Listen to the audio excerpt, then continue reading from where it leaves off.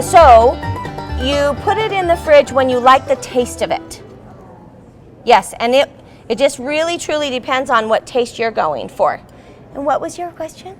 Do you have recipes for your chocolate? So the chocolate recipes got all taken, but we have a couple ways to solve that. You can either you can text me your email and I'll email it to you, or I will have Shireen post it on her website. But if you just text me, and I'm going to tell you all my phone number right now. So here's my phone number, 801-472-7506. Again, 801-472-7506. All right. And just kind of have to like tip it in your mouth. They didn't have enough plastic forks left over to bring them to eat with, but just to dish with. All right. If you didn't get a sample, come get a sample. And I'll make more samples if we need as the presentation goes, but please come get a sample. Okay, and again, this is saltier than I would normally make it. Do you have the mint chocolate? Yes, the chocolates are right here. This one right here up front's mint. This is normal, and that's salt. All right, so let's teach how to make sauerkraut. And why? Why would you guys make sauerkraut? Yummy. Yes, I agree with you. It is yummy. So, why else do we want to make sauerkraut? Yeah, it's so good for our gut. It's so good for us, you guys. Also, food storage. If you need to figure out how to preserve some vegetables a really long time, and you don't want them to go soft, right? You can ferment them. You can keep them, this can be bottled tight or left in this tight in the food storage for a really long time. And it's fine, it doesn't have to go in the fridge. Yeah. So the carrots and stuff never get... They don't get mushy or soft unless the bacteria gets off base. So if the bacteria gets off base, you'll end up with some soft sauerkraut, and I typically just throw that away. But I have a lot of friends that say it's still good. It's just too heavy on bacterial content. So, yes, so my son adds red pepper. So that has a teaspoon of red pepper flakes. No, probably half a teaspoon of red pepper flakes to this much fermented sauerkraut. So we ferment it like this. This is what it looks like on day one. See this? We just made this morning, and you'll see me make it. And this is what it looks like at 2 weeks. But it's still crunchy. I mean, it kind of looks mushy, but it's still crunchy and delicious and wonderful. Okay, so the reasons for making sauerkraut: food preparedness and health benefits, right? I'm not going to keep walking to the garbage. I'm going to be doing that the whole time. Okay, did everybody get to taste it? Okay. Oh, good. Here, I'm going to put it right here. You can give that to him. And then if anybody comes in the meantime, we'll give samples again at the end. Okay, so I'm just going to move this so that it's kind of not exactly. I have a big mess here, guys. Hopefully you can see around everything I've been doing. Okay. The recipe that I gave you is very basic. I absolutely love simple and basic. Plus, because my kids do a lot of the cooking at my house. So I like simple and basic, and they can get creative if they want to. Like, he chose to put dill and cayenne pepper in this one, all on his own. I almost always put dill in. I love dill. But you can put in like sage, rosemary, and thyme. You can put in all sorts of ones. Not cardamom. The carob seeds. Carob seeds are really common for fermenting things. I don't really like the flavor of carob seeds, so I don't do it in mine. But there is no harm in doing it, especially if you like the flavor of it. So I'm going to show you carrots first, and I'll tell you why. My kids' very favorite fermented vegetable is actually a carrot. So we will take carrots like this, especially the skinny ones. If they're not skinny, we cut them in half or fourths. We'd probably cut this one in 2/4, and we just stick them straight down in the jar and do the very same instructions. So we just stick these carrots down in and pack them in tight. Then nobody floats up. You just pack them down in. They're all stuck in there. You put the brine over them. Yeah, go ahead. Where do you get that jar? Oh, Shireen sells these. They're just right back there. If you go straight back that side of the wall, they're, once you get past the classroom, they're right on your right side on like a shelving unit. So, and she has them in different sizes. I use the 3-liter size because I have a big family. So she has a 1-liter size and a 2-liter size. So you can do smaller proportions if it's just you and a husband or not a lot of people that are going to be eating it. Okay, for today, yeah. You don't peel those or No, and that's exactly what we're going to talk about right now. you soak them? I don't, but you can. I don't. So I will tell you why and how I prep my vegetables. Vegetables straight from the ground have wonderful minerals still on them from the ground.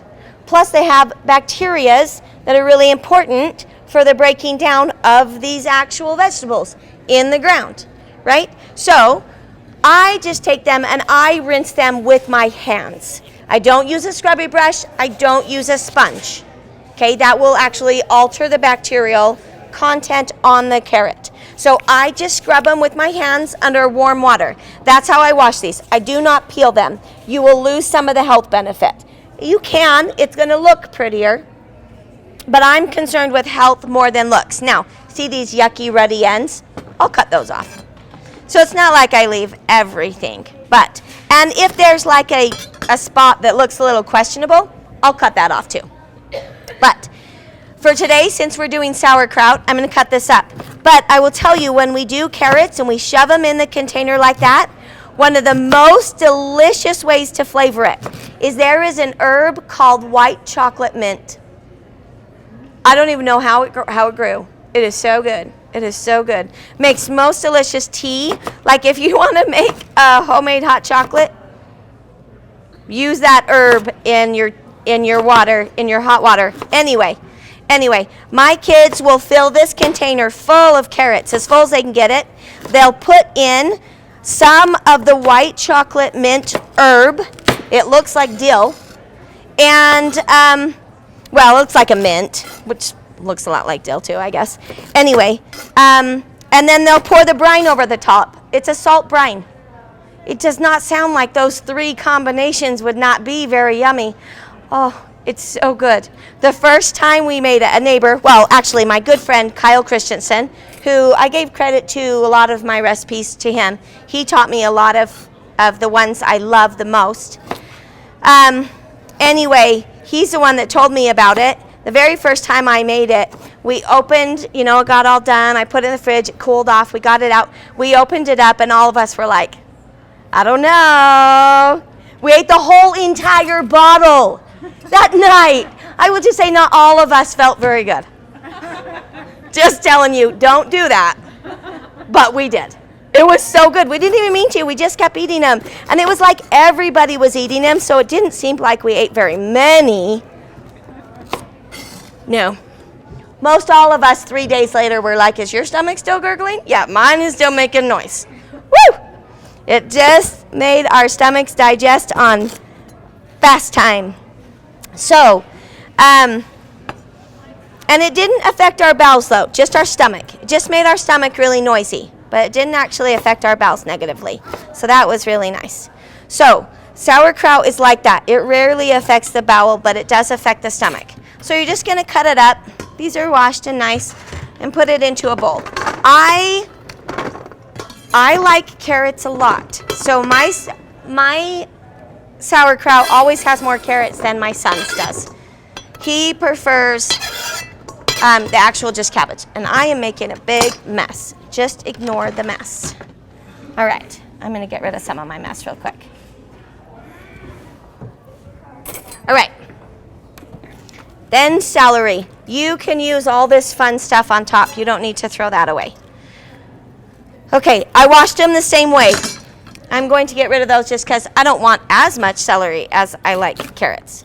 So, you can cut them in big, you can cut them thin. It doesn't matter. You can do what you want. If you have a food processor, obviously it's a lot faster. But I don't usually use a food processor. I'm like one of those lazy people. It's like faster, but I have to get it out, and then I have to clean it up, and then I have to put it away. I'm just going to use a knife. You know, like, let's just simplify life. Okay, I'm going to get rid of that part.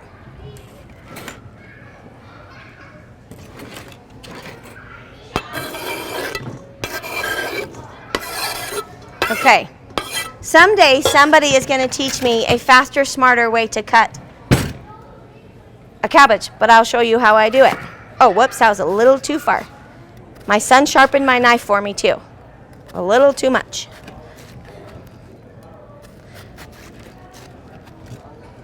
This is a nice tight cabbage. Okay.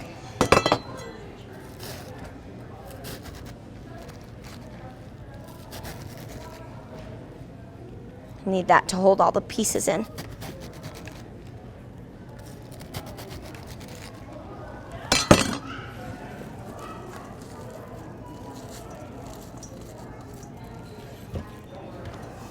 Okay, you're gonna wash your hands, but again, don't scrub them like hand sanitizer. You'll ruin your sauerkraut. Thank you. It's gonna say cabbage and then beet kvass. Yes, however, I'm about to change that. I actually love it cubed. I like it about that way, but then when you get down to the end, and I get too lazy, and now I'm gonna have the long pieces. My daughter likes the long pieces. When my daughter makes it, she makes them like this, and then she separates it, because she likes to put it on her sandwiches. So she'll fish in with her fork and find all the big ones and put a slice on her sandwich. So I usually, when I'm making it, leave at least one chunk of big ones, a couple medium ones just for those that like it, and then I like the finer parts. So you can make it for everybody in one jar, how they're going to want to eat it. I like to put it on top of my eggs and stuff like that, so I like the little stuff. When I'm getting in it, I just fork through and get out the little stuff. My cute sis, she gets out the big leaves. So that's it. I actually really like the core too. Oftentimes I'll put the core in, but for today I think that's about how much we need for what we're making. So we'll leave the core. Now, I love garlic. So, actually I don't want that one. I'm just grabbing a new one out. I like whole garlic though. Have you guys ever had whole fermented garlic leaves or garlic bulbs? Okay, if you're willing to put in the time. I only did it once in my entire life, and I decided I loved them, but I didn't love them that much. If you take and you peel all of them, and you can fill a whole jar, of course, usually a smaller jar, and you just put brine over it, and you only ferment the garlic. It's so good.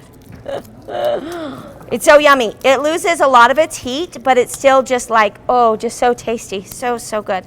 Okay, so to make this fast, I'm going to just crunch them and get the skin off. But I leave them whole. When my daughter's making it, she cuts up the garlic because she doesn't like the whole pieces as much. No, I just lied to you. That's my son. I said my daughter. My daughter likes them with me, but she's really cute. Sometimes she'll call me and be like, Mom, I found a whole garlic. And I come running. Can I eat it, please? Save it for me. So I love just a whole garlic. No, I eat them. I just eat them. No, they wouldn't make it because I like them too much. But you can. You can put it in a soup. You can put it, you can use the water and put it in a dressing. You can do all sorts of things with it. And I'm not actually a cook, so I'm not super quick or good with a lot of this. But you can see, it can just be done at home. You don't have to be good at it at all. All right.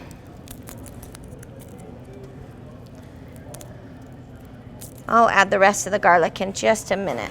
Let's finish the demo. All right. Okay, I also like dill. I'm going to put dill in. Like I said, I love dill. You can use all sorts of seasonings. I'm going to put a couple teaspoons of dill.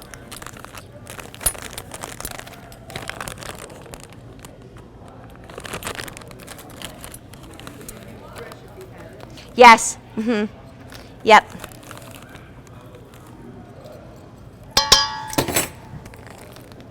I actually have fresh in my fridge, but I wanted you to see that Shireen has this here. And you can make everything from your food storage. Well, if you have a garden. But you can make it and then put it in your food storage. Now, here is the key part. What am I stirring this with? My hands. If you want good sauerkraut, stir it with, oh, wow, you guys, I didn't put the onion in. We got to repent. We got to put onion in it. All right, 1 second. My board just got too messy. Woohoo. Okay.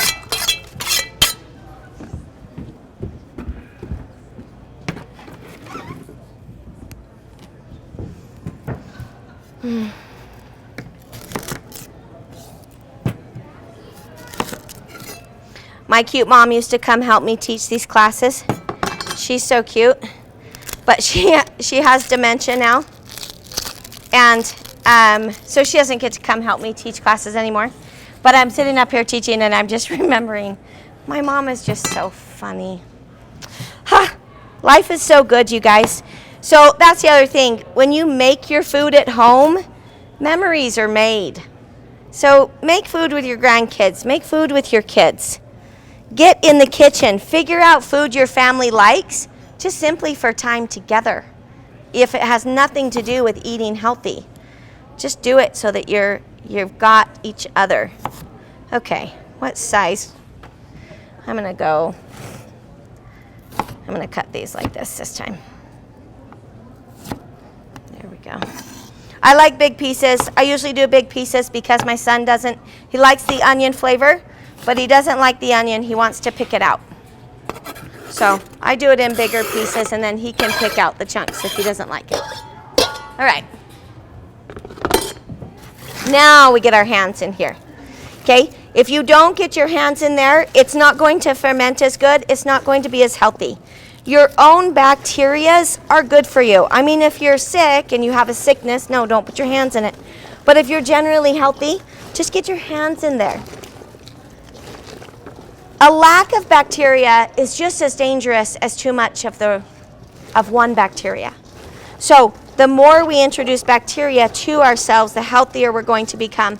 And I will just say, because of what I've studied and because of cancer and just the different things that I've learned, recently when we had the pandemic and we all had masks or not or whatever, but we weren't hugging each other and we weren't shaking hands, we were also not sharing bacteria. That's actually really dangerous for a society if it lasts very long. So I would encourage you to double up on some of those things. We need to share bacteria with each other. It matters. Variety matters, not just in our experience, but in our food too. Okay, you just stick it in. You do have to have a fermenting jar. It can be any type of fermenting jar. I like these ones. But no, sheesh. You can use like a gallon jar with one of those airlocks on it. You can use, what's that? Yes, yes. So, no. Well, if you want to babysit it and burp it at least 2 times a day.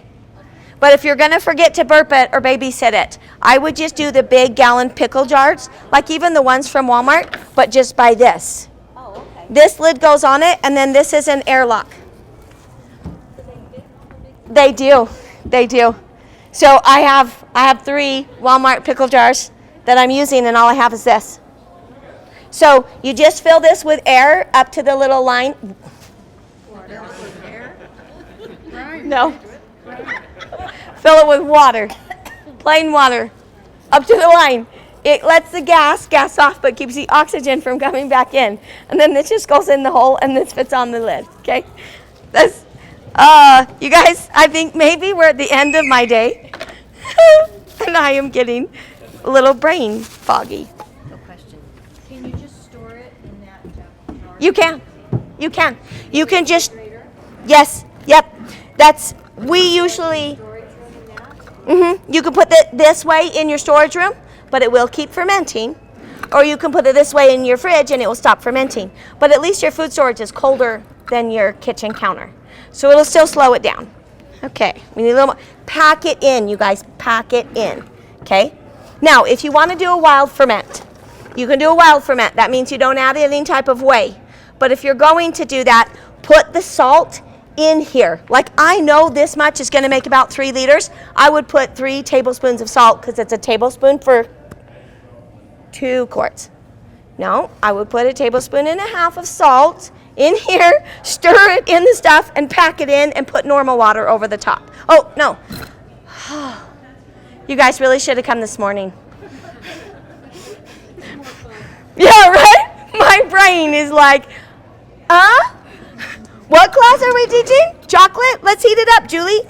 Okay, so if you put the salt in it, the salt will extract all the juices from here. You don't even need to put any water. You just put the salt right on, and you just mash it down good and tight and sit it on your counter for like 2 days, and you'll see it just fill with water as it pulls the water out of the cabbage.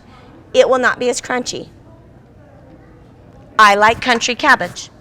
I like crunchy carrots. I like crunchy celery. I like crunchy onion. I love crunchy garlic. I'm not going to do it that way, but you can.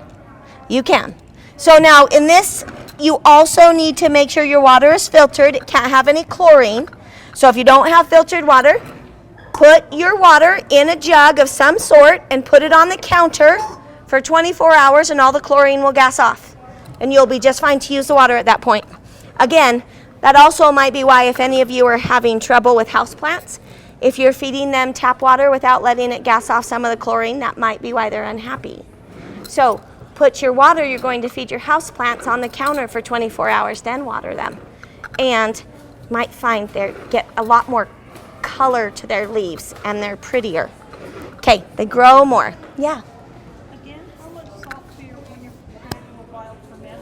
So it is the same amount of salt per like how much space. So it's 2, you do need to fix a recipe. Anybody who came late and you have a recipe, it says on there 1 tablespoon for 2 cups. That's not true. It's 1 tablespoon for 2 quarts. So sorry. 1 tablespoon for 2 quarts. So 1 tablespoon per 2 quarts of food? Yes. Do a wild ferment? Yes. So just judge your container size. So you have to know, like I've made this so often, I know that much is going to fill this size jar. So if you don't know, you might have to pack your jar, dump it back out, add your salt, put it back in, right? Just so you know how much food. Because otherwise you're like, I don't know how much this is going to fill. It might fit 2 jars, it might fit 3, I don't know how much salt to put on. Do that. Yes? The recipe says 1 tablespoon per 2 quarts of purified water. Yes, yes. As far as the contaminant mixture itself, it's just you're doing 1 tablespoon for a liter. No, so it's not supposed to be 1 tablespoon for 2 cups. I know, that was a typo. It's 1 tablespoon for 2 quarts. And so this, since it's a 3 liter, would need 1.5 tablespoons, right? Because it's 3 quarts, basically. So if it's 1 tablespoon for 2 quarts, this is 3 quarts, it'd be 1.5 tablespoons of salt. Okay, now, I already have the brine mixed up ahead of time. So this was just water, and I put in the proper amount of salt on it. So it's ready to go. Now, it is. Same salt if you put it in water, or if you put it just in the vegetables. Yeah, you can do it either way. Half vegetables or water. Yep.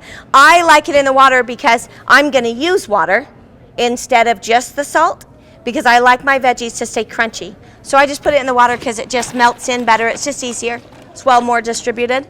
But if you don't have water to use or you're not going to use water, just know it won't be as crunchy, but you don't have to have water to do this. Okay, now, I'm not going to do a wild ferment, though. I'm going to do a ginger ale bug. Where is my ginger ale bug? It's fine. I got more. All right. Oh, it's right here. Okay. Okay, so this is just my ginger ale. It's just a probiotic start. You can also open a capsule of probiotics and put it in with your veggies and stir that in and pack it in. That can be your start. You can put in a tablespoon of whey, or you use 1/4 of a cup of any type of liquid start. Liquid whey, liquid, whatever you want. I use ginger ale. That's what I use, and I love it. So this is homemade ginger ale. If you buy ginger ale from the start, that doesn't have any, or from the store, there's no fermentation in that.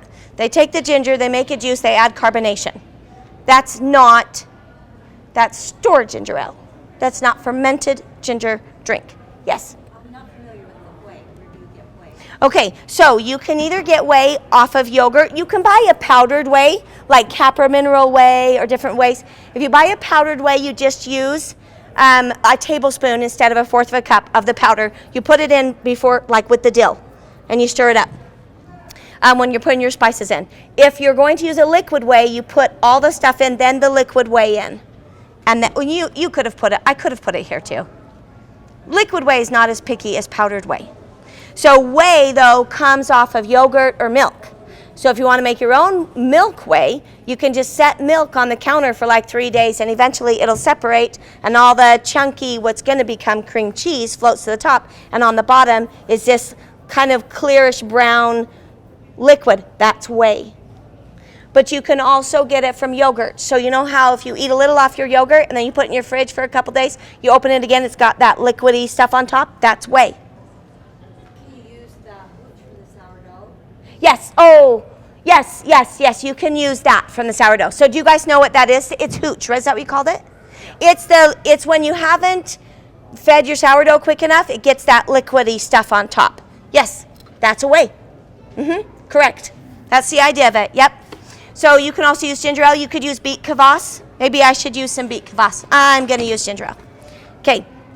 I love the taste of it, so I'm just going to do it. I can tell that onion's going to float up. Now, you want to pack it down tight because you want the least amount of floaties as possible. Now, some cabbage is going to float to the top. At this point, it's floating a lot. I need to push it back down. But if you have glass weights, put glass weights on it. If you have marbles, put marbles on right now. If you don't, it's fine. Just pay attention to it. Push the food down once in a while. Okay, I'm going to go ahead and put a start on this. What did you say, quarter cup? Yeah, that was maybe a third of a cup, but a quarter cup is enough. Okay, you just need some. The whey isn't super science. It's just, but it has to be in there. But how much is opinion. I'm going to call that good for right now. Also, because I know it will draw out some of the liquid from the veggies. I'm just going to put this cap on and seal it up. I'm going to put this on my counter. This can be on the counter a long time. That sauerkraut you tasted was 2 weeks. But again, it can sit for months in a cooler place. But I would put it on your counter where things are a little warmer, at least until you like the taste of it. For some people, that's 2 weeks. For some people, that's 6 weeks. Okay? But if it molds on top, you didn't have enough salt. Next time, add a little salt. And try to keep the food down. If some food is poking up above the liquid, you got to push it back down. Okay? So like this is starting to poke up. Do you see that? Like the liquid line is a little below the food line. This only happens the first couple days. Then after that, it stays under the liquid happily. Okay? But when it's first doing it, it doesn't. So you just come along and you just push it back down. You're welcome to try them. This one, you just dip this, as I flick it everywhere. Just use this to scoop it out of there. Okay. Any questions about this? Again, your variety, you can, this one has radishes in it too. These don't. It's fine. You can do just cabbage if you want, but you can do just carrots. You can do just cucumbers, but cucumbers have to be, you can't cut them. If you cut up a cucumber, you can't ferment it anymore. So you have to have the whole, it has to have its peel on it, or it'll mold and it breaks, the constitution of the cell of the inside of a cucumber will break down too fast. The brine will literally digest it. So it has to have its full peel. Okay, so if you want to ferment a cucumber, you have to do the whole thing. You can do celery also is the same way. You can do celery and things, but you can't just do a stalk of celery or a piece of celery. It breaks down too much cellularly wise, but with other things, it's just fine. You guys can just do garlic cloves. There's all sorts of things you can do just on their own, and they're really delicious, and experiment with different ways of flavoring it. So I think that's it, unless you have questions. Yes? I've tried Bubby's.